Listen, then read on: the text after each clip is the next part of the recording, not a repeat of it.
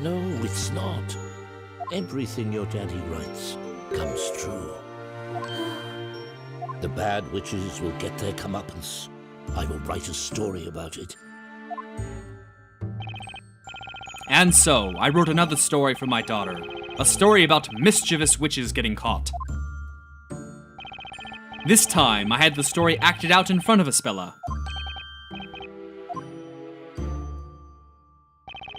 Back then, I wasn't the only one tormenting myself over the mental state of my daughter. Newton was going through hell, too. His own daughter had been badly scarred by the event. Isn't that right, Eve? My father and I repaired a building that had survived the fire and continued to live in this town. Espella wasn't even able to leave her room. We couldn't leave her behind when she needed all the help she could get. Mr. Cantabella showed us this book one day. Then, he made an unusual request of us. I'd like to make this story real. Would you be willing to help me do so? To our surprise, he was entirely serious. Seeing that, we gladly offered our help. A story about evil-doing witches getting caught and punished, and Bezella, the source of them all. Were you paying attention, Espella? Witches got what they deserved, and peace has been restored to the town.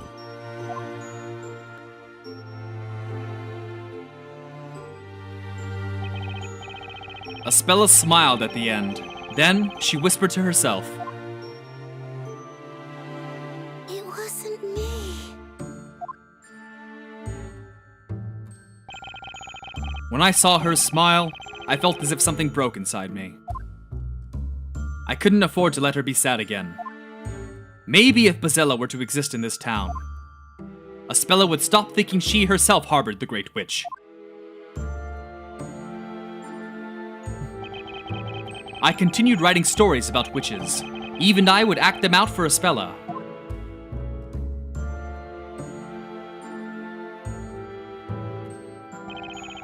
And gradually, the number of characters in my stories increased.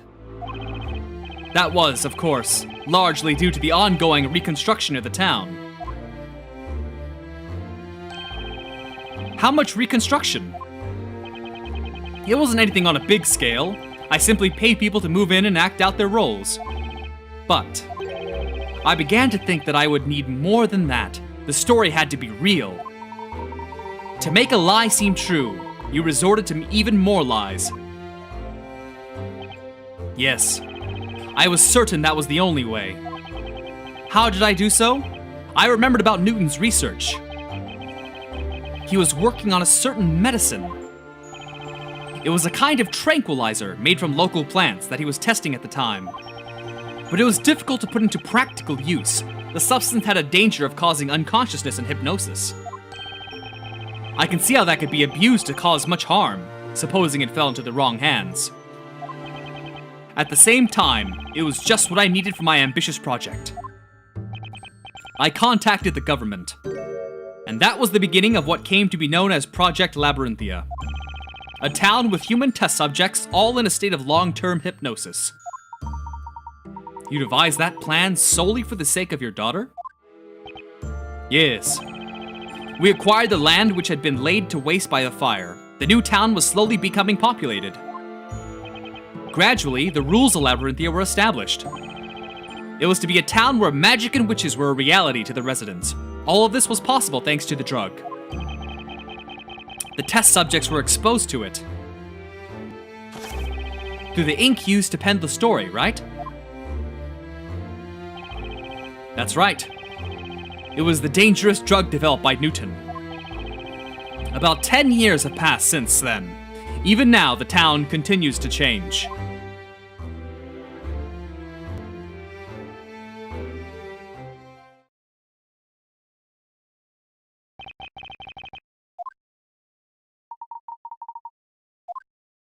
What did he just do? Oh. Project Labyrinthia. And all this was done for one girl. Espella was only able to be herself when she lived within my story. Oh, the irony of it. Only within a world in which Bezella was real could Aspella's tragic memories be sealed. All this while, Eve was assisting me. I was the first shade. As soon as the story began, I disappeared from the scene. If Aspella was to see some magic, then someone had to don this robe. That's the robe of invisibility. I gave Aspella new memories so that she could live in this town with everyone else. I also sealed the memory of her friend, Eve. What? My existence was too strongly connected to her memory of the fire. Afterwards, I returned as Darklaw, a stranger to Aspella. But, even if you were doing this for Aspella's sake, that's just going too far. I made that choice. I do not regret the past 10 years. Meanwhile, my father was supporting Labyrinthia from behind the scenes in his own way. Do you mean his contributions as an alchemist? My father's knowledge of medicine was indispensable for this town to function. The hallucinogenic ink was my father's work as well. So it was. Newton and Eve sacrificed more than anyone else for the sake of Aspella and this town. I will be forever indebted to them. We wanted to save Aspella, just like you.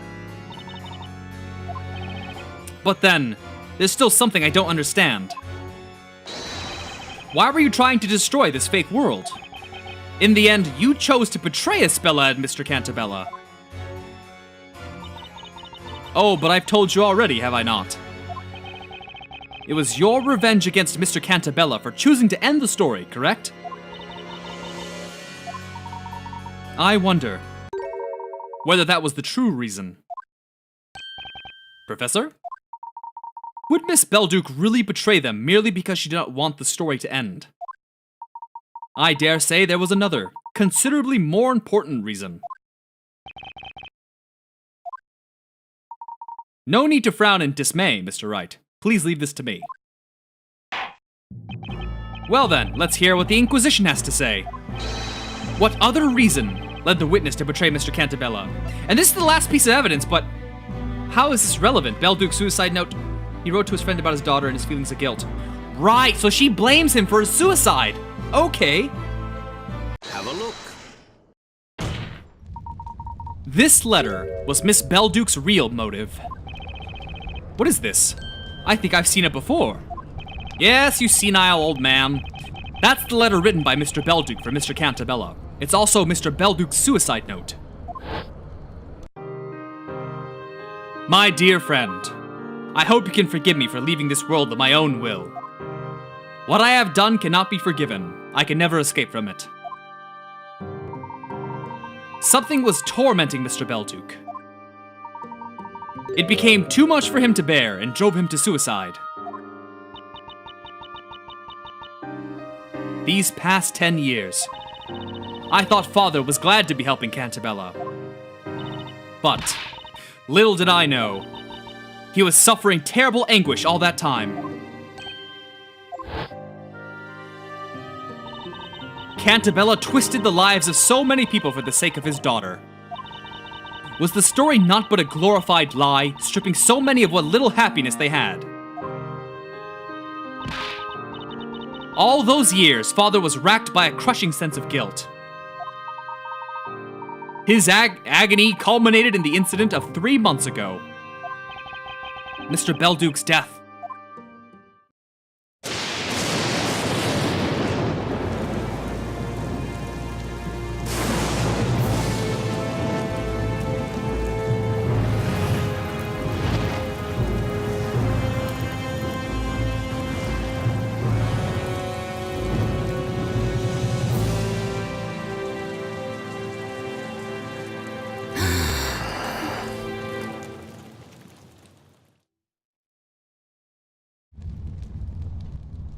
Where did it come from, though? Before Labyrinthia was created, certain things had to be concealed in order to seal Aspella's memories. Ah! Had she seen them, she would have remembered. They were simply too dangerous to her. One of them was me. Aspella's friend Eve had to be reborn as a shade and disappear into the forest. The next thing was the bell tower. I see. Had she seen it, it would have been certain to stir up those traumatic memories. Memories of the legendary fire. The only way to prevent that was to erase the bell tower from Labyrinthia.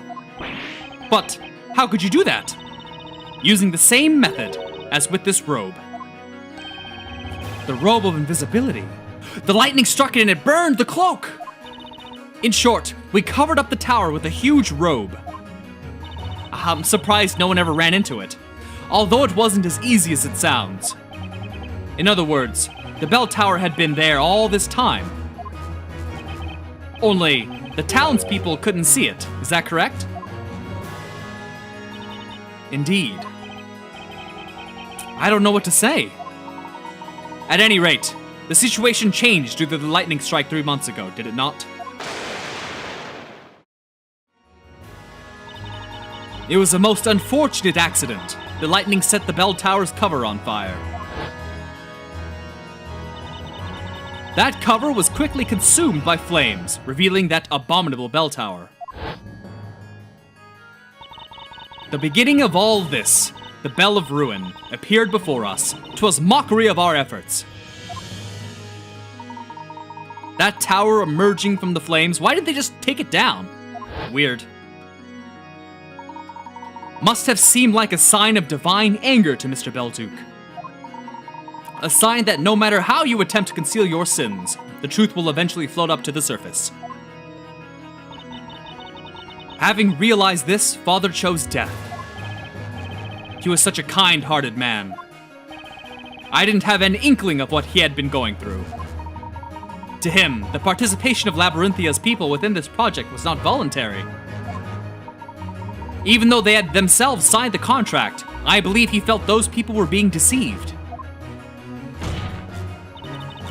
Father took his life because of you, Cantabella.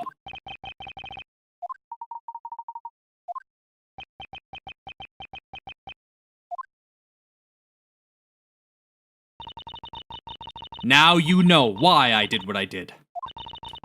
I lost my father 3 months ago. That day, my revenge began. Your revenge? The first step of my plan was to rewrite the story. What did you say? As president of Labyrinthia Inc., you had to spend most of your time in London. Over the past few years, you were coming to Labyrinthia only for the parades. So naturally, I knew you would never notice if the stories were slightly changed. That explains it. I couldn't help thinking there was something strange going on. Mr. Cantabella is Aspella's father, after all. He wouldn't have made Aspella a witch in his story? Whoa, I have a hard time saying that one. Aspella was. A witch? When did that happen?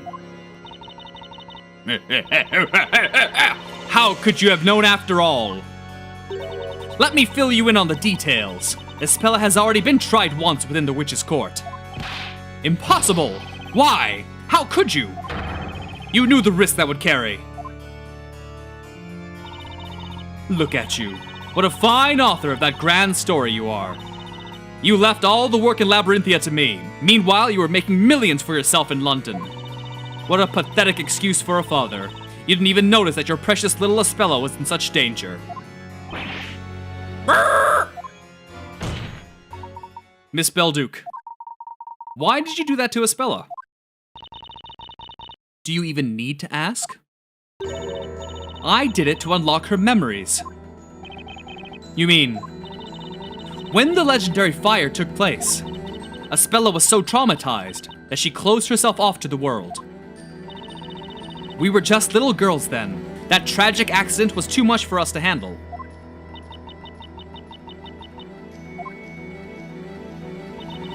This fictitious town was created as a facade to keep the truth away from Aspella.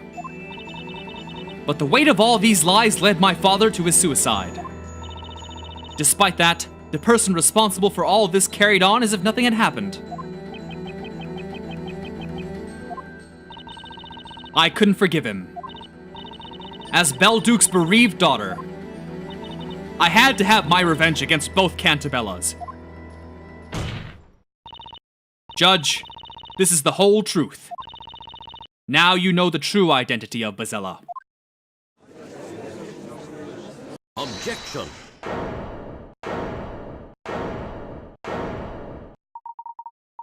You say this is the whole truth. But is that really the case? God, Layton is such a better attorney than Phoenix is right now. Professor, what are you going on about now? We have been provided with a clear picture of what happened to Espella so long ago. Nevertheless, we haven't yet heard your testimony. Don't be ridiculous. This will be the last testimony in this trial. Tell us about the night of the legendary fire. I request that you tell us your story. Who do you think you are, Inquisitor? I am merely one of the supporting characters within this tale. However, I am very much interested in this truth. This has been a very long trial, of which this shall be the last interrogation. The court demands that the single other witness of the legendary fire provide us with her testimony. Very well. There is only one truth. Nothing can change that.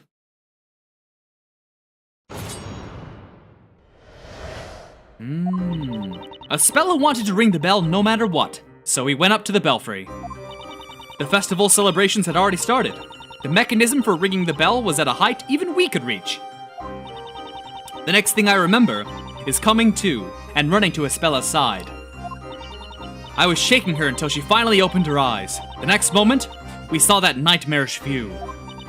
All strength abandoned us, and we didn't know what to do. That was when we were found by my father and Mr. Cantabella.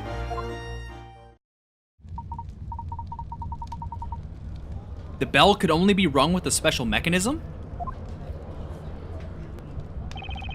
That's right. It was made in such a way that even a child could use it. It was probably constructed by my father. I suppose he wanted to make it possible for anyone to ring the bell. In light of the events that followed, it was clearly a very foolish decision. A mechanism for ringing the bell. Ah! I noticed something like that on the pillar when we went to the belfry earlier. I'd better make note of it in the court record. A device for ringing the bell of ruin. Even a child can use it. Oh dear. Fate can certainly be cruel. I have to agree. If only we had not discovered those ruins and brought that bell to our town. Or if only we could have deciphered those ancient writings a little earlier. Moreover, if only the groundwater in this area didn't cause that strange condition. Unfortunately, Mr. Cantabella, the tragedy occurred. All that remains for us to do is to seek out the truth. Not for the sake of vengeance, but for the sake of the future. Mr. Wright. Yes? You have been fighting fiercely to uncover the truth. This is the final interrogation. I trust you know what to do. Leave it to me! To be honest, I have no idea what lies ahead. But whatever it is, there's no question we need to get to the bottom of it. There's got to be light at the end of this tunnel. How many statements were there? Like 4 to press? That's not too much. I can work with that. Not a whole lot of evidence, though, to work with. Espella wanted to ring the bell no matter what, so we went up to the belfry. Hold it! You needed both pendants to access the belfry, correct? Espella asked me to bring my mother's pendant, so I did. That wasn't the only requirement, however. You also needed to solve a puzzle in order to use the contraption. I have always been a master puzzle solver. For me, it was child's play, literally. She solved them when she was a little girl? What's your excuse, Nick? Hey, I have different talents. Espella and Eve were best friends at the time. Eve is 2 years older than Espella. She used to be like a big sister to her. So, the two of you went to the belfry. What happened next? The festival celebrations had already started. The mechanism for ringing the bell was at the height even we could reach. Hold it! So even a little girl could ring the bell. Easily. I intended to make it so that the bell would only be rung on special occasions. That's exactly why I put that puzzle in place, to restrict access. You also divided the key to the belfry into two components as an extra precaution. I was careful, but the same cannot be said of Newton, who constructed the mechanism as a whole. He presumably wished to make it so that even our young daughters could use it, meaning strength was not a requirement. Ugh. I'm tripping on my words here.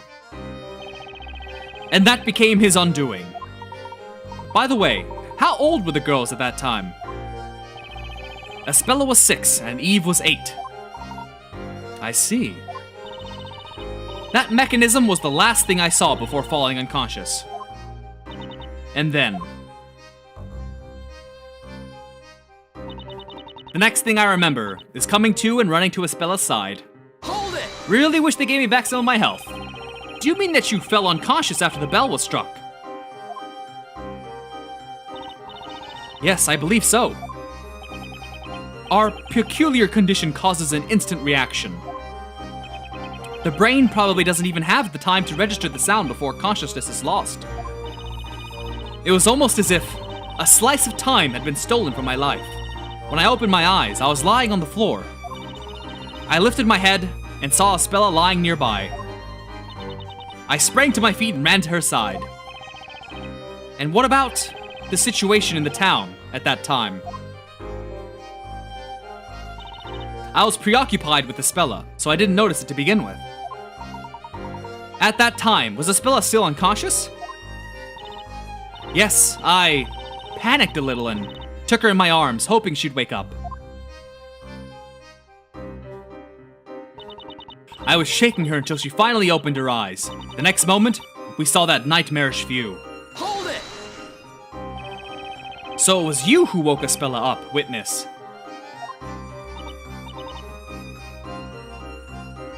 Yes, it was me. She was out cold, curled up on the floor until I shook her awake. As soon as she came to, she turned to look at the town, to that nightmarish view stretching out before us. When you say nightmarish view, I can find no other words to describe it. We froze in terror at the sight. It took us a while to notice that smoke was creeping up the bell tower, too. Our eyes filled up with tears and we couldn't stop crying, perhaps because of the smoke. The town seemed like a fire dragon's playground. I was trembling with terror, unlike anything I've known before. Dear me. Merely imagining it now raises the hairs on my beard. This must be the last one. All strength abandoned us, and we didn't know what to do. That was when we were found by my father and Mr. Cantabella. Hold it! You didn't leave the belfry until their arrival? Of course not. We were paralyzed with fear. It was an event so traumatizing it still haunts us. Espella fainted again when she saw the fire dragon. I was crying and wailing until our fathers found us. We went to the bell tower as it was a good vantage point. We weren't expecting to find our daughters there. Of course, neither suspected at that point that the disaster had been caused by the Bell of Ruin. Eve was in tears, sobbing violently. As for Espella, she was in a daze, her face frozen in an expression of disbelief. She didn't know what was happening around her. I cannot say this with certainty, as my memories are a little vague. But I think I was trying to protect her. Oh? Hang on! Mr. Cantabella?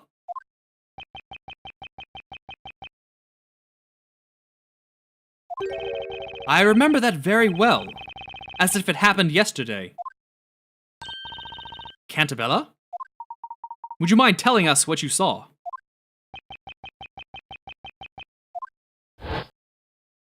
Eve! Espella! Are you alright? Daddy! Eve, what on earth happened here? It was Bazella! Bazella the witch! But, Bazella? What are you talking about? Bazella comes out whenever someone rings the bell, right? What have you done? You didn't... Oh, please, Mr. Cantabella, don't be angry at Isabella.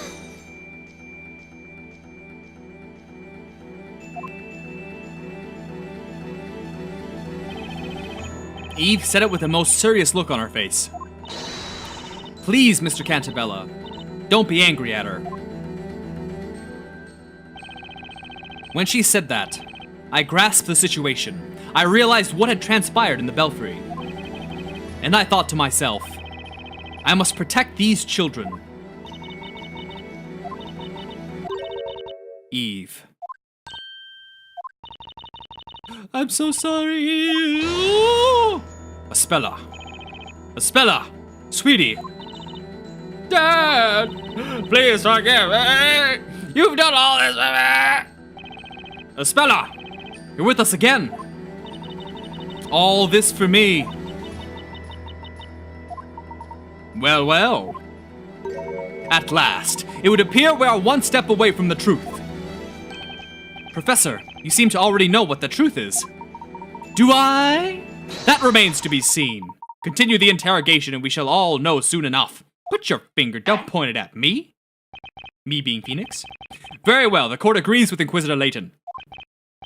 Witness, continue your testimony. As you wish. Aspella wanted to ring the bell no matter what, so he went up to the belfry. Wait.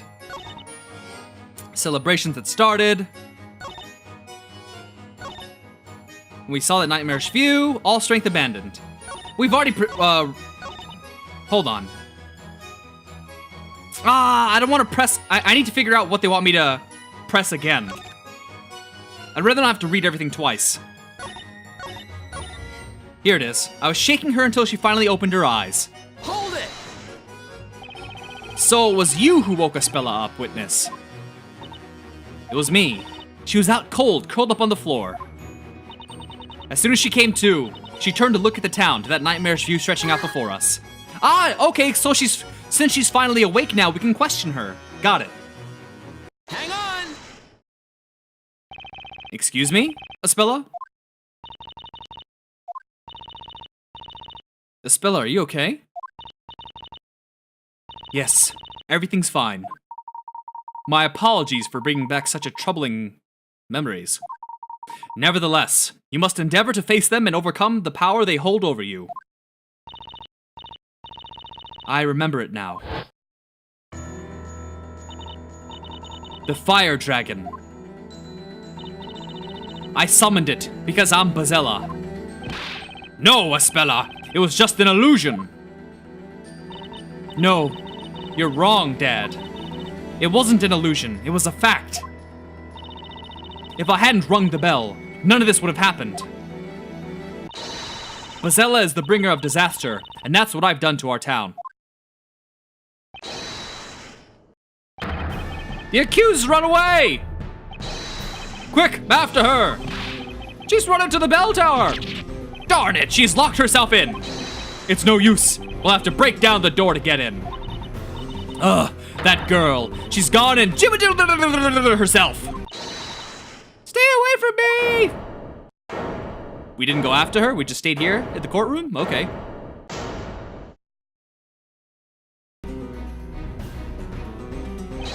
Aspella! Be careful! It's dangerous up there! Please, Aspella, come down! I'm sorry, everyone. I have no right to be here anymore. Nick! Aspella's going to do something crazy! I can see that, but what the heck can I do?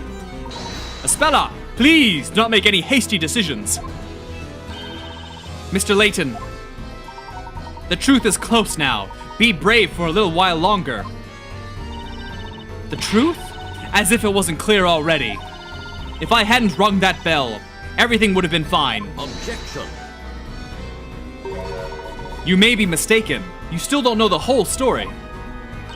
Huh? Isn't that so, Mr. Wright? I had the same feeling when I was listening to Eve's testimony. I felt something was not right. Really? I thought that was pretty much it. The pieces of the puzzle that don't yet fit are themselves the hints to the solution. No way. You mean, Aspella didn't ring the bell? What? Nonsense! Of course she did. As it stands, it's hard to say for sure that she didn't ring the bell. However, we've got evidence that will clear any doubts. Show us this so-called evidence you claim to have, then. What do you think proves Aspella didn't ring the bell? What? The device? I don't know. I don't know. What is it? It must be the device. It's gotta be the device. I just don't know why. Take that! Aspella, can you hear me? Yes! I'm assuming they're yelling. Where you're standing now is the same spot from where you saw the fire dragon! If they were still yelling, I'm gonna stop that. That's right. This fretwork here is the same as what I saw that day. When I look at it now, it seems so small, even adorable. Defense, what does this have to do with anything? As you will no doubt recall, Mr. Cantabella told us that people who drink the groundwater here suffer from a condition. Since she fell and woke up at that spot, she couldn't have rung the bell, which is in the back of which is not there. A condition where they fall unconscious the moment they hear the sound of pure silver. So it was Darklaw who did it, or Belduke, after the bell sounded. You recovered consciousness sooner than Aspella. You ran to her side and shook her awake.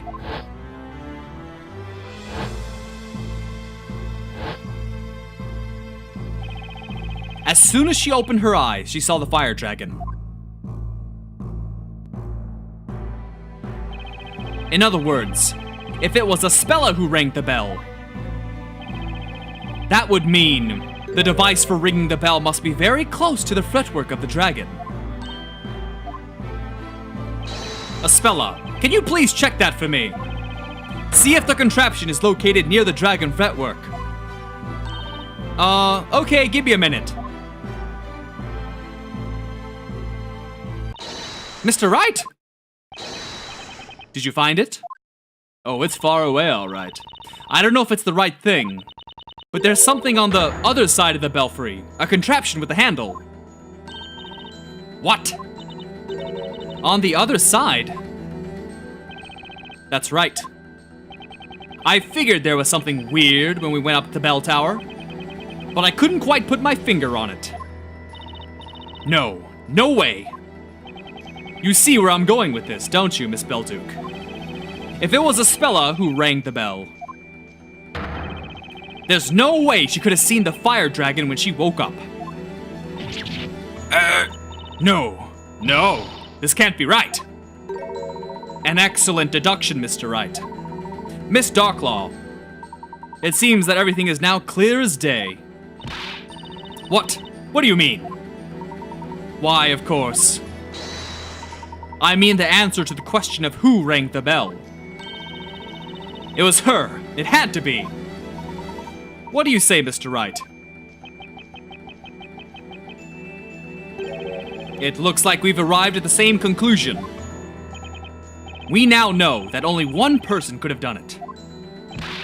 Wait, what good will saying it out loud do? Is there a problem, Mr. Cantabella? It wasn't your daughter who rang that bell. Should that not lift some burden off your shoulders? Are you not curious to know the name of the true culprit who has pinned the blame on your daughter all this while? How about you stop taunting us? Just say the name already. Who is this true culprit? Let's do it, Professor. Are you ready? I am always ready, Mr. Wright. It's time to set things straight. The person who rang the bell is... It's Darklaw. But I'm gonna use a hint coin just in case. Yep. Kira! No. Have a look. We're pointing at different people right now. Why are we pointing in different directions? It's you, Eve Belduke.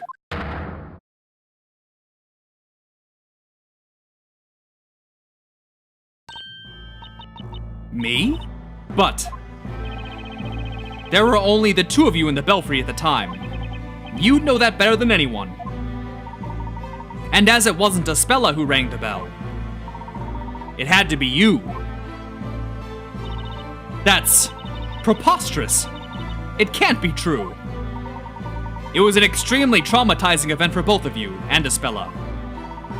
Your friend's memories were altered from the shock without her even realizing it. She believed she was a witch who rang the bell and summoned a dragon, which incinerated the town. However, Miss Belduke, Aspella wasn't the only one whose memories were warped by the horrors you two witnessed. You were affected as well. No. It wasn't me. Aspella, she rang the bell. It was her, not me. But why?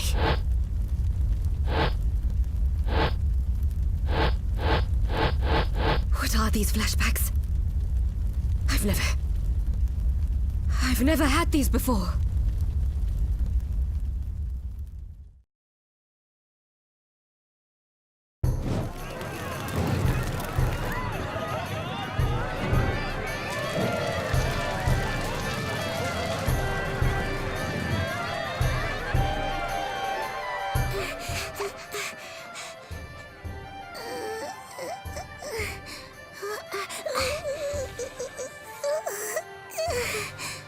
What's the matter? I don't want to do this now. We'll be taken over by Bizella. Bizella is just a fairy tale. And you're the one who said you wanted to come and ring the bell. I did, but I changed my mind. Hey? After coming all this way? Oh.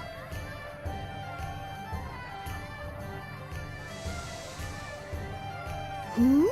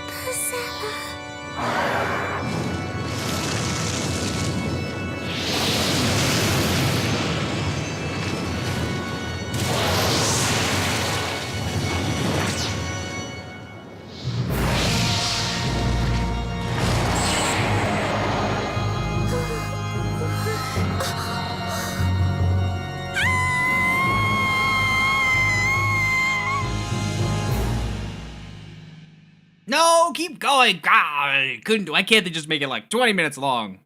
I can just sit here watching it. That nightmare was too much for two young girls to take in. Your young minds needed to protect themselves. That's why you subconsciously repressed those memories.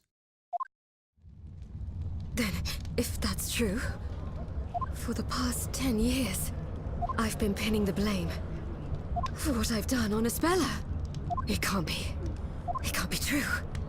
It's impossible! Ah! Darklaw's just disappeared. She's donned the invisibility robe. She's run away! But did you hear that? It was her that once destroyed this town. Our lives have already been messed up so much. We don't need this now. She's got to pay for what she did. Capture her. Well, well. Nick, look at the bell tower. Espella's gone. No, she's on the roof. I beg you, don't blame Eve. It really doesn't matter anymore who rang the accursed bell. This town was all created for me. It's my fault you've all been used and suffered so much. Espella, what are you saying? Please, come down right now. You haven't done anything wrong. It was all my fault. Dad, I know that you did this for me. You've been so kind to me. And what did I do? I selfishly ran away from home. Espella? I will finish your story for you. The evil witch will be gone forever, and everyone will live happily ever after. Dad, thank you for everything you've done for me.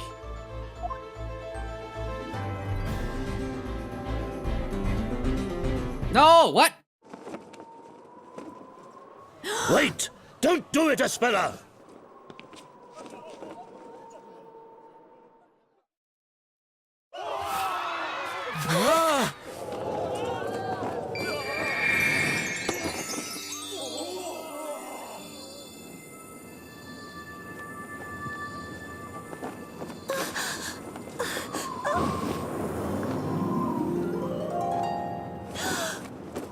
What are you?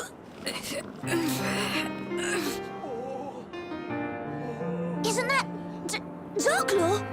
But why, Eve? Why would you? I finally remembered everything I've done. You're not the only one who remembered. You still have the pendant. Yes, of course. That's because somehow I always knew it was important to me. Espella, You kept your pendant as well, didn't you, Eve? for some reason, I just couldn't let it go. Espella! Miss Darklaw! Quick! They'll fall if we don't do something! Let's go. We have to save them. No, you won't make it there in time. Why? The wooden handrail Eve's holding onto is rotted through. We need some sort of magic to save them. No way! Magic, you say? Got an idea, Professor? If a bit of magic is all that's needed to save these two young ladies, then perhaps that is something I can arrange. What? You can?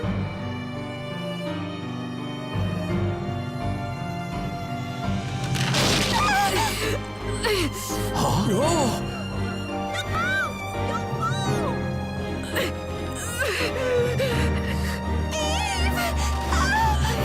You have to let go!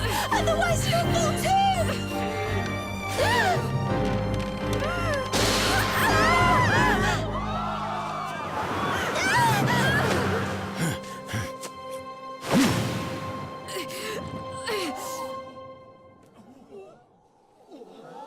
Professor? What black magic? Burn him! How did he, what? What's going on here?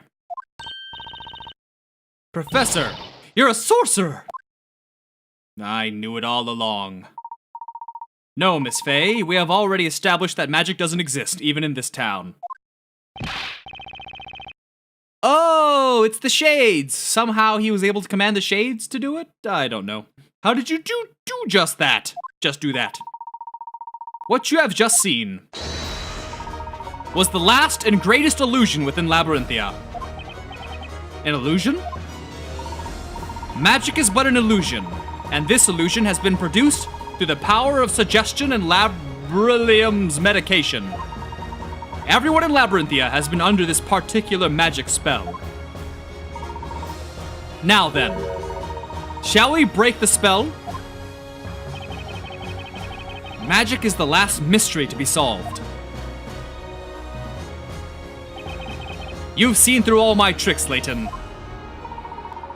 I wouldn't have done it without the vital hint you gave me when we spoke in your tower. The final spell is concealed at the start. Okay, so what does that mean? As you know, all the spells are listed within this book. Right, the Grand Grimoire. Now, what did Mr. Cantabella mean by the start? The front cover? Precisely, Mr. Wright. The final spell shall dispel the illusion. The correct incantation is hidden on the front cover itself. Well then, Mr. Wright. This is the final puzzle. Soon, a new day will begin for the townspeople. Let us put an end to this illusion. Once and for all. Yeah. That's all he has to say? Yeah! Wow, throwing a puzzle at me at the very end like this, okay. The final spell, number 70. 90! Oh yeah! Hidden on the cover of the Grand Grimoire are the characters that spell out the true magical incantation. Select the characters on the touchscreen and slide them over to the counterparts on the tome's cover to make them vanish. The grand finale approaches. Remove the extra magical characters from the Grand Grimoire's cover to reveal the hidden incantation. Alright. So, let's see, I'm just looking at the map here. I think I understand. Okay, I think I got it. Try to match the character with its counterpart on the upper screen. Be careful, the symbols come in all shapes and sizes. Find all the hidden characters on the upper screen to unveil the hidden incantation. Alright, I think I got this. So, for example, this would go here, but it's at a wrong angle. Oh, okay, that works. Let's see what else we can find.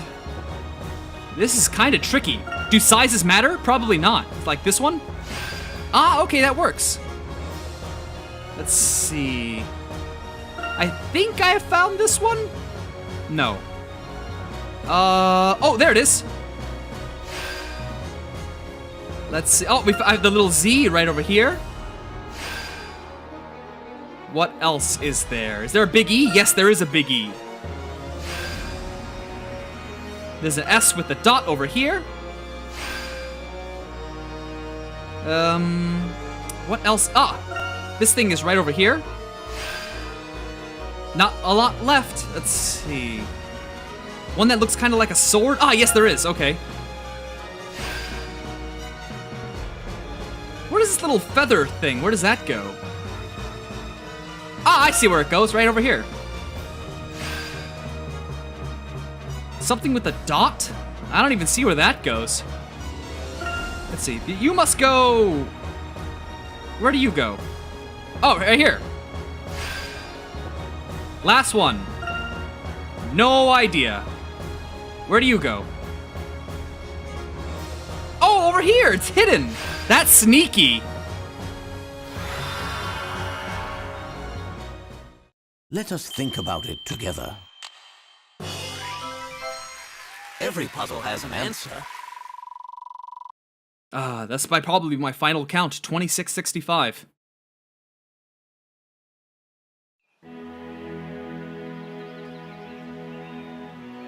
The sun is rising, and when it does, its light will reveal the truth behind Labyrinthia's mysteries. Now, Professor? Yes. Shall we, Mr. Wright?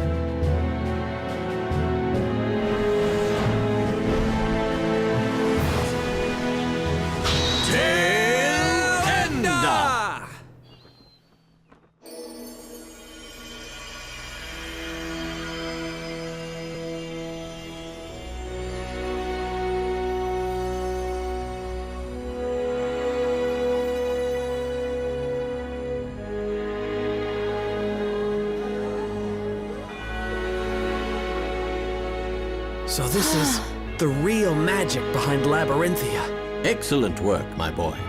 Huh? Hey, it's Luke!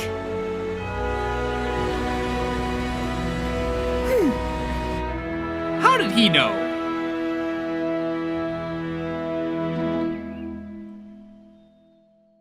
Like, how did he see it before we did? Luke, not even there for the trial, but comes in to save the day.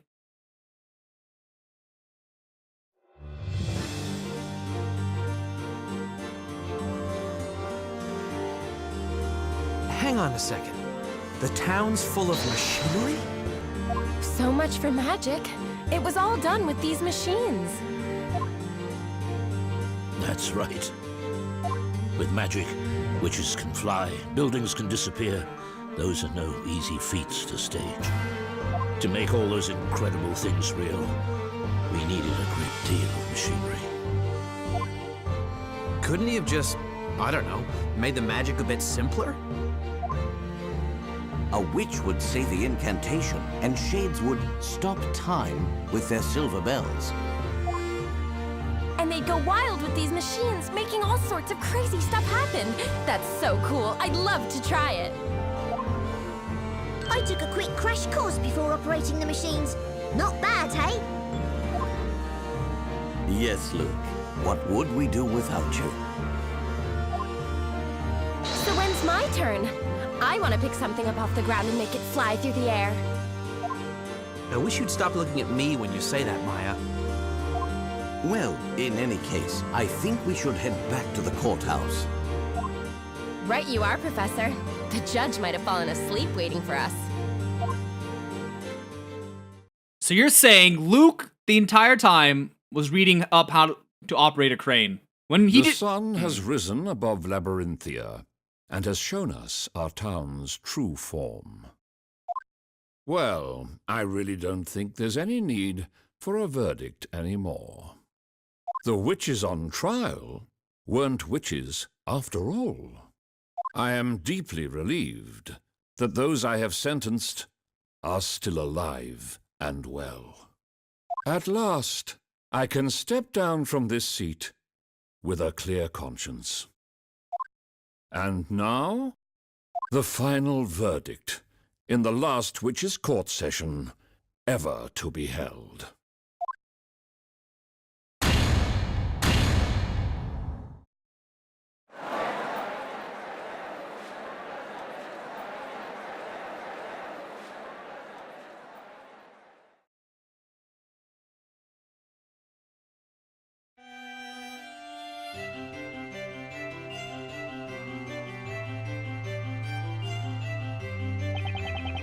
I'm very grateful for all the help, Professor. The feeling is mutual, Mr. Wright.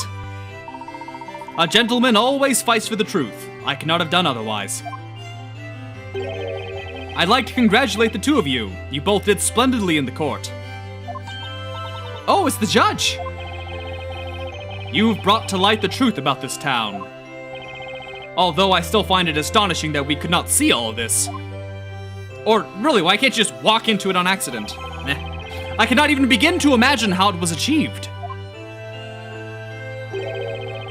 You were all given a very simple instruction when you were hypnotized. You cannot see pure black. That was sufficient. Oh, now I see! These strange contraptions are made from some sort of black metal. Wait just a second. There are plenty of black objects all over Labyrinthia, aren't there? Like his clothes? That's right, my hair's charcoal black too. Ah, but it is not pure black. What? What we often perceive as the color black is in fact far from being pure black. Our brains interpret reflection of light as colors. Objects which reflect even the smallest amount of light are not pure black. Pure black is not only encountered within nature as darkness. Oh, only encountered. Darkness? The machines used in Labyrinthia are coated as special material developed in Labrylum ink. It absorbs light without reflecting any. It is the only material that can be said to be pure black. Oh, I bet this invisibility robe is also made of that same material. That's correct. And of course, the bell tower was concealed using the very same material as well. When you think about it, this town abounds in all things invisible.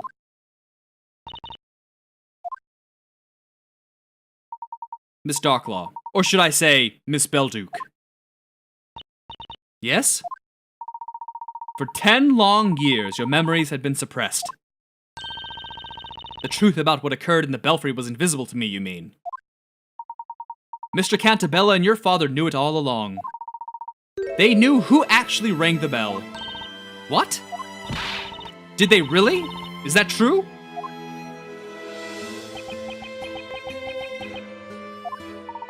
As we have demonstrated, it was easy to deduce from the situation in the belfry.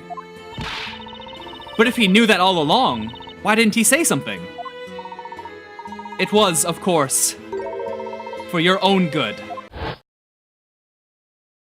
Don't be angry at her!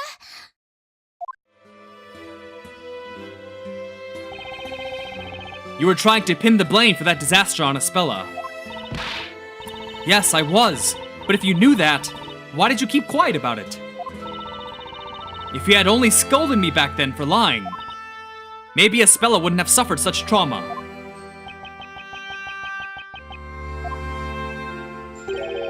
It was your eyes, Eve. What? Your eyes weren't those of a liar. You believed in what you said. You truly thought it was Espella. What you saw was too much for you to bear. Your mind blocked out the real memory of what happened in order to maintain your own sanity.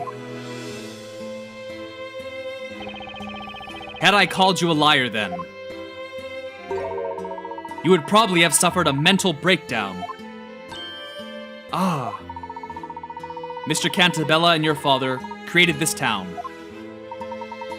You were mistaken in thinking it was purely for Espella's sake. It was also for you, Miss Belduke. Remember what your father wrote in his suicide note. I have only 2 concerns. The first is my daughter.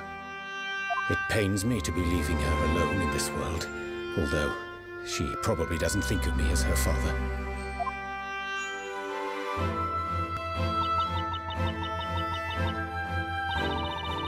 I had an argument with my father once. He was always thinking only about the town and paid no attention to me. So you moved out and broke off contact with him. But you were wrong about your father. Not a single day passed without him thinking about you. He helped to make the story I was weaving a reality, for your sake. I've been so ignorant. I was so convinced father was driven to suicide by you. Your father couldn't bear the sense of guilt he had accumulated over the past 10 years. Even though he killed himself in the end, I believe you were always the most important person to him.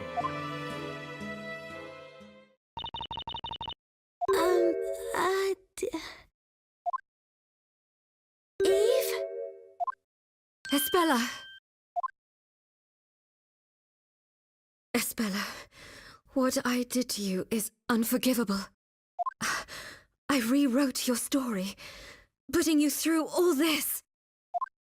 I can't believe I went to such an extreme because of one wrong assumption. No, it's okay, Eve. I wasn't angry. You weren't? You've always been on my side, protecting me. And even today, you saved my life. Espella. I also owe you an apology. After all, I forgot about my dearest friend. I'm so sorry, Eve. Ah, there you are, Eve. Where were you? Your cat's called Eve. You know what I've just noticed? You two are very much alike. You and Eve the cat.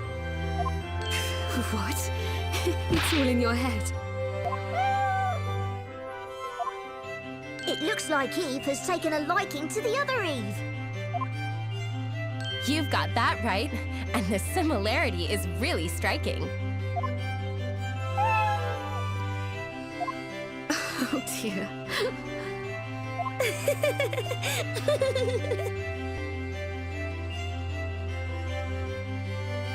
Animal paw pads, that's what they're called. They're so adorable. My accidental guests, Professor Layton and Mr. Wright. Yes? I must say, I am indebted to you. Don't mention it. You know, when I started planning my revenge 3 months ago, Mr. Layton was a part of my plans. I needed to lure him to Labyrinthia. Why me? You were famous in London, and word of your skills reached me even here. What's more, you specialize in mysteries. So I thought that if you came to this town, you'd feel compelled to solve ours. Well, I am honored. That's cool. And what about me? Well, about you. How should I put it? Your arrival here was purely accidental. You mean it wasn't planned? As you know, Espella escaped and got involved in that incident on the freighter. As a consequence, I had no choice but to bring you here. I see. I shouldn't have asked. My fragile pride suffered yet another blow. Nick, you can't escape your fate. You're doomed to always find trouble if it doesn't find you first. How about some words of sympathy for a change?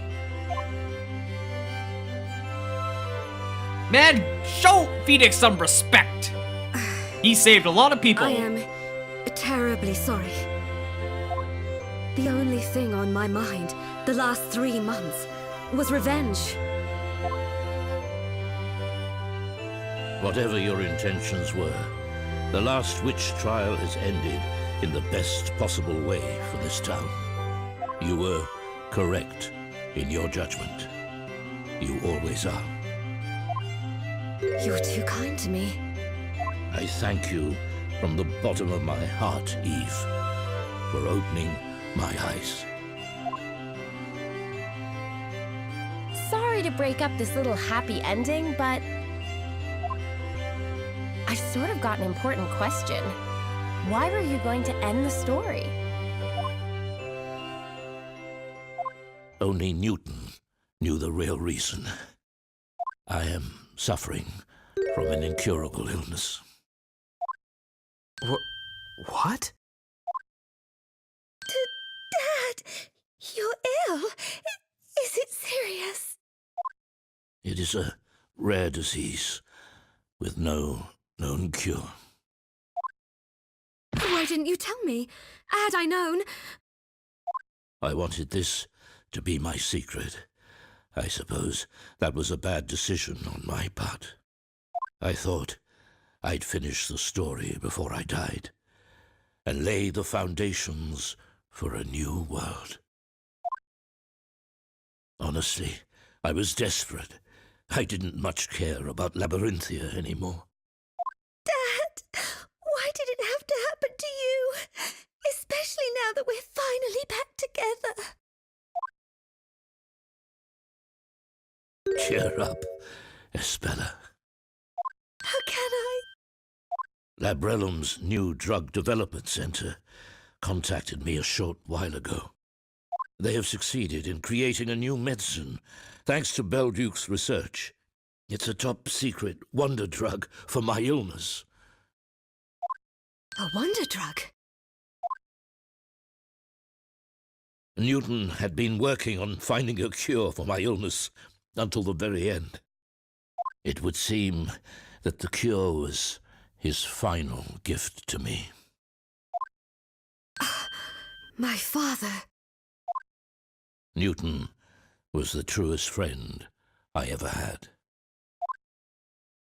I'm going to undergo surgery. Do not fear, I shall return.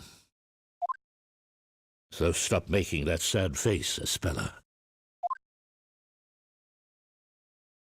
Dad, will everything be back to how it once was? Of course it will. And and Eve, will you still be my friend?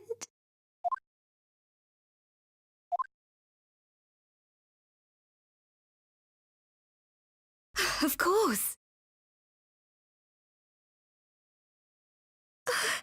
Thank you.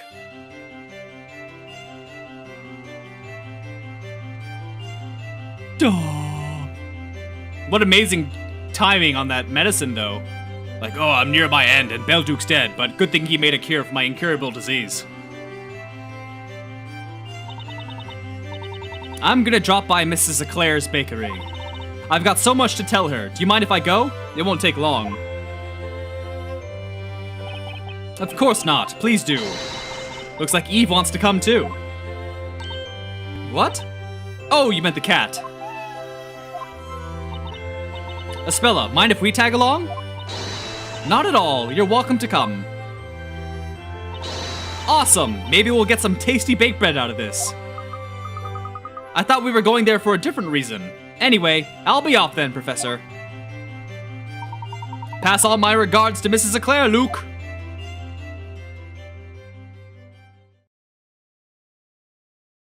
So I guess the people in the city or town will get their memories back since I'm assuming the contract is over.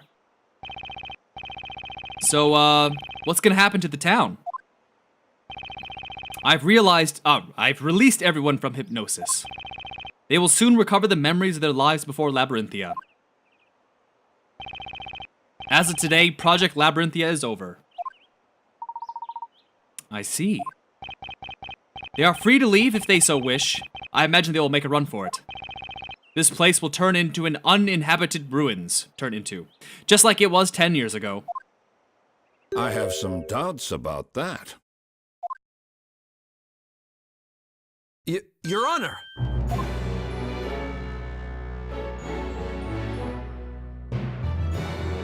I now understand that this town is an artificial creation of yours.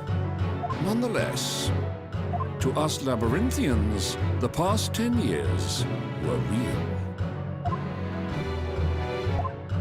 No one can yet tell how this town will change. However, it is possible that some people will want to stay. Who knows? Perhaps you will find yourself creating a new town along with them. A new town, you say? I am no longer the judge, but, if possible, I would like to remain here. You have my gratitude, Your Honor. You need not address me as Your Honor anymore, Sir Storyteller.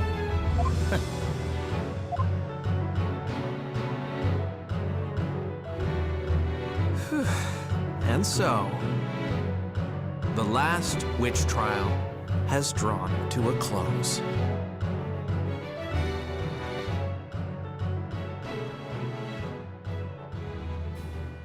Such an unexpected ending. Like, way before I was expecting, magic to be real, and they're in the book, and their memories just get wiped at the end of the game when they all come back. What did Mr. Wright, Mr. Layton, and my father talk about? That I do not know. But Dad made a promise to me. Once everyone recovers their memories and he is cured of his illness, he will return to write a new story with everyone's help.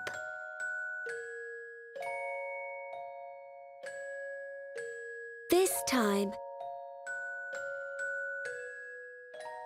the story will be real without any lies or illusions.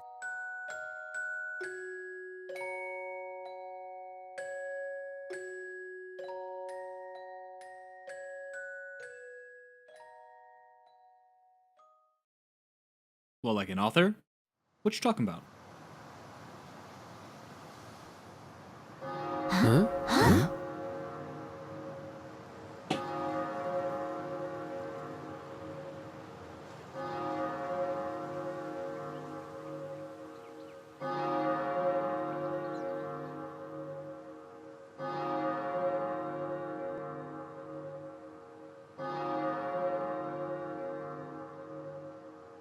What a beautiful sound. Almost as if it's ringing in a new beginning for the town. Thank you, Eve.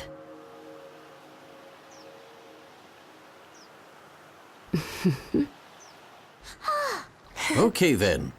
Whenever you are ready, Mr. Barnum. Thank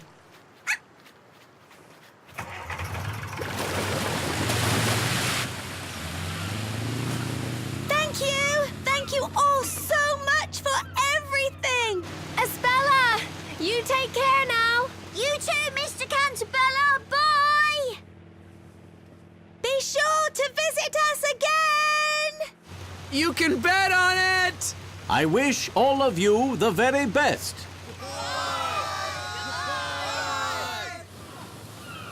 Mr. Wright, I knew I could count on you to stand your ground and fight me to the very end. Me too.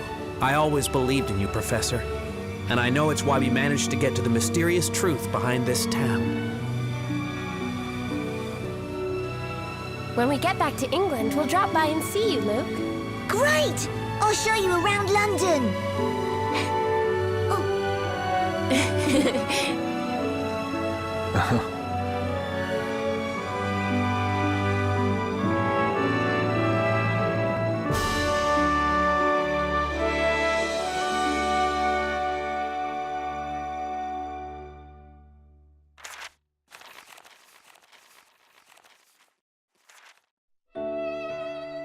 Ooh, I'm Barnum, and I get a cool blazer and a boat.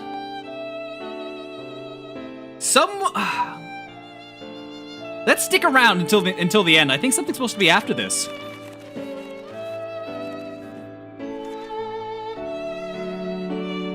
Oh, they're rebuilding the town. I mean, yeah, that makes sense.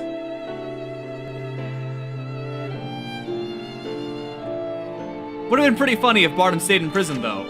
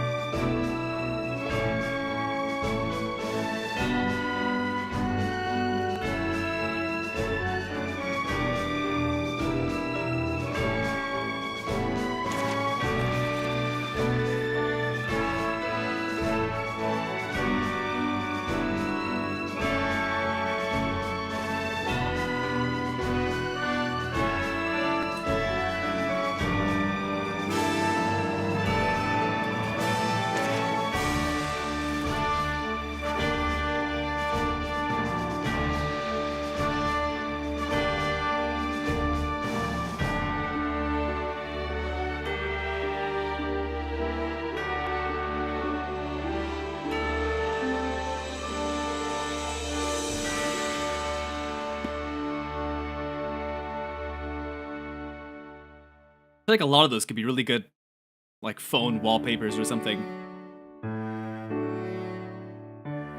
You know, Professor, I feel like I've just finished reading a really long story. Indeed, Luke. I know what you mean. It certainly was an enthralling adventure. I wonder how Espella and the others back in Labyrinthia are getting on. I'd love to go back and see them. Although, I'd rather not have to be sucked into a book to get there. Perhaps we should ask Carmine to come along with us. Great! It's a real relief he recovered from all of his injuries.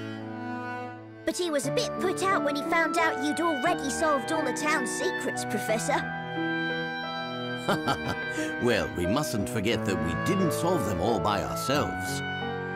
We couldn't have done it without the help of our friends across the Atlantic. I wonder what they're doing right now. Battling away in a courtroom somewhere? I'd wager they may well be, Luke. At any rate, we must make our own preparations. There's a brand new case that requires our attention, and that means a brand new set of puzzles to be solved, my boy.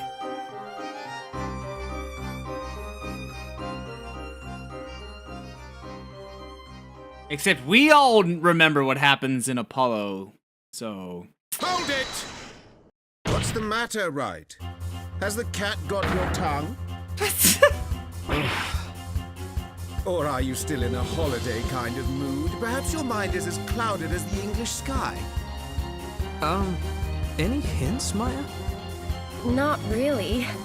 If only the professor were here. I think at this point you've got to use that patented spell of yours, Nick. Patented spell? Hello, Earth to Nick. Just when we think it's all over, you always use it to turn the tables. Ah, got it. I just have to close my eyes and say the magic word. Luckily, I don't need a witch's scepter for this one.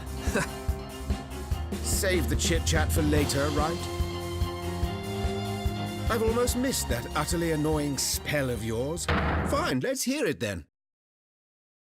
Just take a deep breath and give it all you've got. Well, here goes. Objection!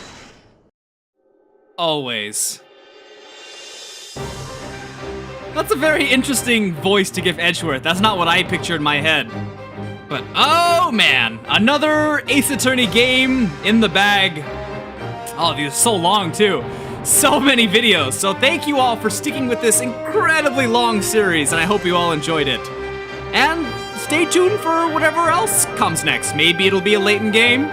And the eventual release of what's it called? The prequel Ace Attorney game to come out, but that's way later on in the year. So, well, thanks for watching, and bye-bye.